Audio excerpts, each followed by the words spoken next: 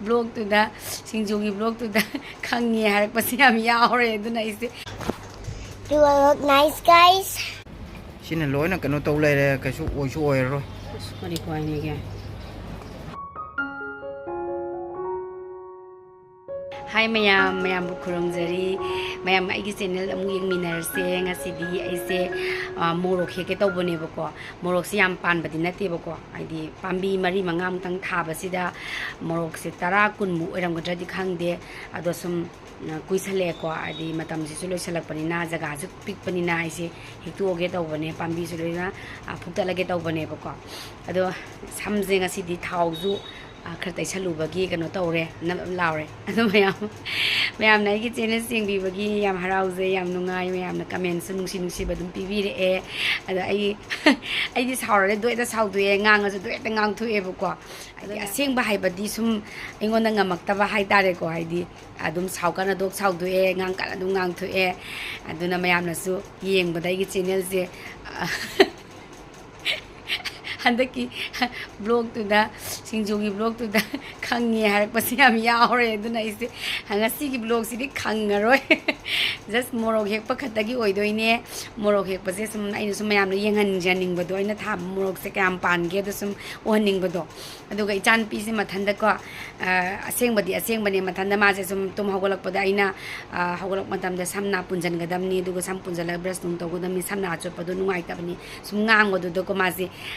Kanzaba Haitareko, Ada I can't de Boko, Kangaman and Namzera Logzagi video knows a Kang de Boko, but then the video Namler Mare, there is a Mutake Butorama Baneboko, Karina Minomisi Bona, there is some Hypetang Yang Biruganda, but then the Namzabagi, Tumagolapagi, Brestarom Dagi, some same bagi oiler me, other some young minas there, there is a Nusiman Gidana, I see memory, Oinabana dum Hapa Baneboko, other some young minas there, Makata Bado.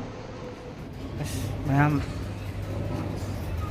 and Thabu, Morok, Hector, a city. Mahei Javan with Oidore.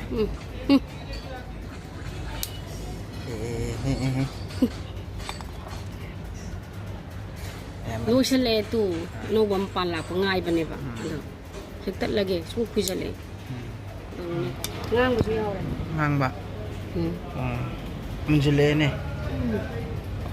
To the Angang letters. Actually, Hector Lagge, the Pambi Jisu, Loctocrage, I'm still. Shin and Loina cannot tell later, Cashu or Shower. What are you going again? I did Luciale Hibani the oil or have a day. Kangilla, I did Tin Tassileva. And then Pangmakaraze, see, Zara, Panam de Sana and Nisse. Panamo Palamia Dom, the Panamo Lady. She's not tongue it over. Oh, But in the lake on the tongue. oh, the Karasukan Tori, upon the Kara. I was in the Nangzale to be a record. I'm going to tongue get it and touch cricket over. And the Palaga. The Saram Badra Saram Mudra, they found it. Sadi Saramani, I did. However, Morok Sekoy, massage, and Kanda loud, don't however. That's in Madonna. My dog is more just having it. I pick to do the I know the guys had again. I know the my Mapung Paraba, my Crelay, Saramani, Shani. Heidi, Panning I do like the Tabaton River. Some got. Cut again a color. I come the guys to Atopa, Tor again, Maggie, Matam Louis, Haita, and the Carahore Parapale. I am young. Yamionse. Pambi Marie Manga, Mari Pambi can machine to Abi Ama and Ogun Sigum Marie, Sigumanga, Pambi Manga, Murokapang. Just I'm Tina, Migi Panam Panar Matung, I'm Pambi, you saw we call, pick the way to go. Wang, Yamna. I want to hear you. This lady, Maton, the young lady. Pambi saw a Tazadan, Satana, the South later, the Kangdeva, Adumba Male. Zagasico. Kitang ingay couldn't give me. Sagat Patanzao, this she do never. More pushing on them. Aduma, Hollow, Aduma Panco lady. A she lady, too, do sing.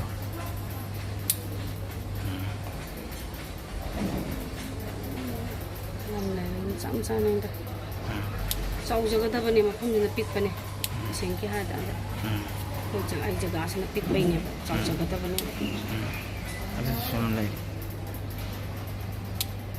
Pambi di asida su lai ri makong to da asi marak to to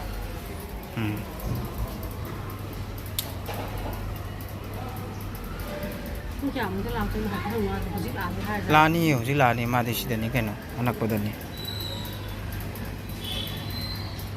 alo sigi kha thambi adu thambiro mapan su leiri mi na ko mai mapan ta tin ju sa de bo ko mapan nam la yi tang oh adu ma thambiro sijigne somjine lak thoje ba ko siga par le morok ma morok ti yong se pambi ohum mari gi nungsiye na piktak ka loi tawrang sarang na ama pambi amadi thambirage sidi masa mapan ju khar leiri mapan ju khar leiri dige pan ju khar yauri bu ko ado atai sina tin cha ba dongna pe chungchillaga maton je keno tawre ba ado yamna ju wang khale chaw khale di matam chu loira mena ji lok thokhi bu ka su kaidre ba adi khalla bhai tar mi myam jo lu kan palai ni mane market ke thabo lu kan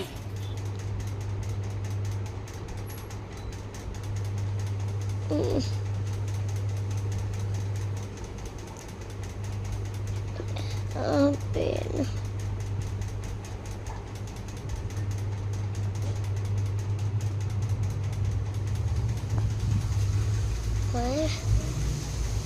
Good morning. My hair.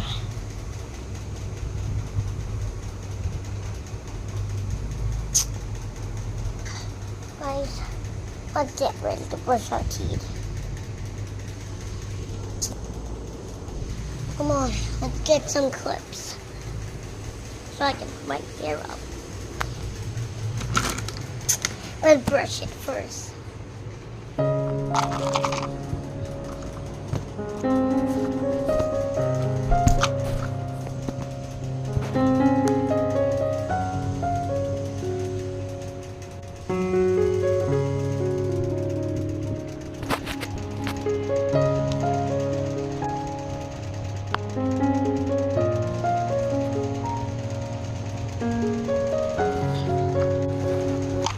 Thanda video se lauraga namaga leiramme masu namba khotpa se dum tawre masu pamje buko khoina ga sum tawrabanina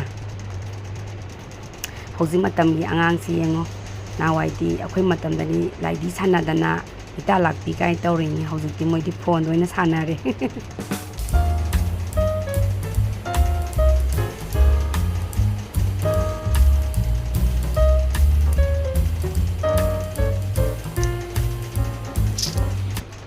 Nupisi mathanda video namaga leiramme daina kaino mana namisibo na sum yengambane buko adu masi brush tawramdagi sam ka pungkhalaga aina brush tawu matamdadi sam phajana pula tawgadabani haibane ba adugine na kan yam sim sari phajana panjabadi phabdi haitriba Do I look nice, guys?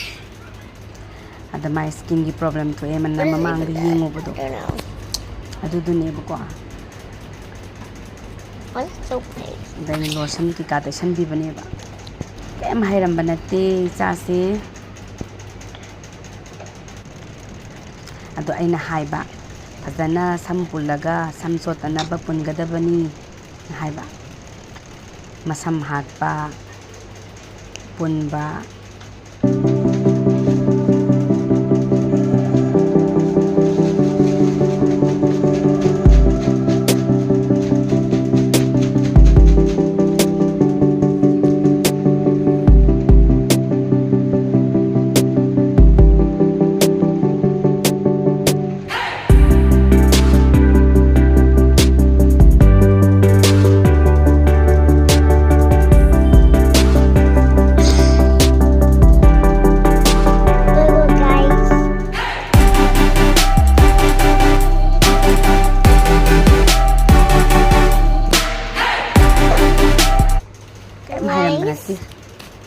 Baba, ito.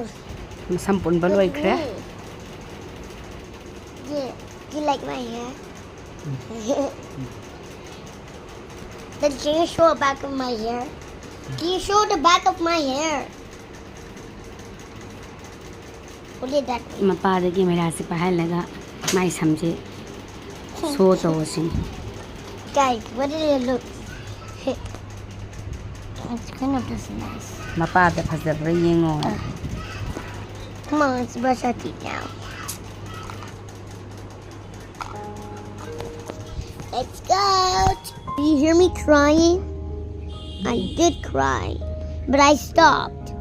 I'm still sad. But mount my little piano. You know, I never been like this before. I just want my piano back. Oh. Bye-bye, guys. See you next time. I'm so sad. Bye. Stop the video now. Bye.